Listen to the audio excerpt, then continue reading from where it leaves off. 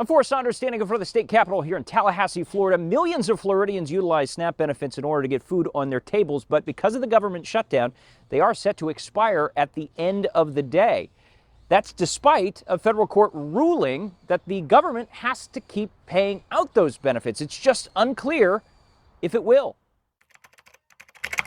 On government websites, the warnings in bold continue. Without a federal deal, SNAP payments won't load on November 1. For recipients, that's not a policy debate, it's dinner.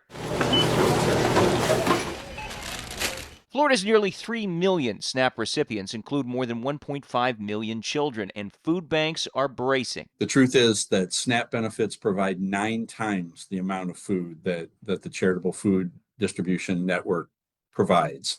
And so for the idea that we could just scale up overnight to meet that need is just, it's an untenable idea. Second Harvest in Central Florida covers 7 counties, serving about 500,000 people and moving roughly 300,000 meals a day. Leaders call this moment unprecedented, saying they'll do everything they can to meet demand. And the same goes for state lawmakers. Panic and stress. We are hearing from Floridians across the state and in our district that don't know what they're going to do when November 1st hits, when it comes to being able to afford food and to balance their budgets. All of Florida's Democratic lawmakers signed a letter this week urging Governor Ron DeSantis to declare a state of emergency and use state dollars to supplement benefits, an idea he rebuffed Wednesday. Did those Democrats write a letter to Chuck Schumer asking him to stop filibustering the spending?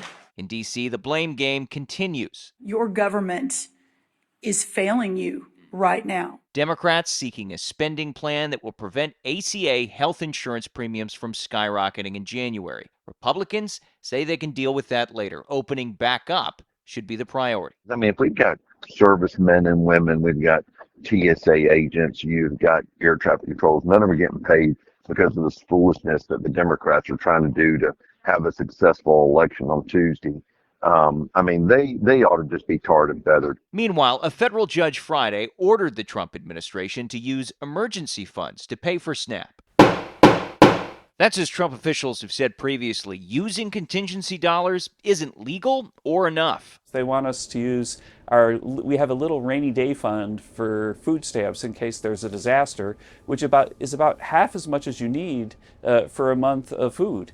And they're saying, oh, just release that. And well, no, just open the government so everybody can have all the food they need. Watchdogs point out that contradicts prior practice, including by the first Trump administration in 2019. Not only can that money be used, critics say, dollars can be increased to meet demand. Using hunger as a weapon, using starvation as a weapon is considered a war crime. But we're here willing to embrace actions that would be held to be tantamount and amoral according to international law, and actually subject our own people to hunger, our own people to a controlled starvation in order to reach political gain from the Republican Party. As the clock ticks, Florida now waits to find out what happens next.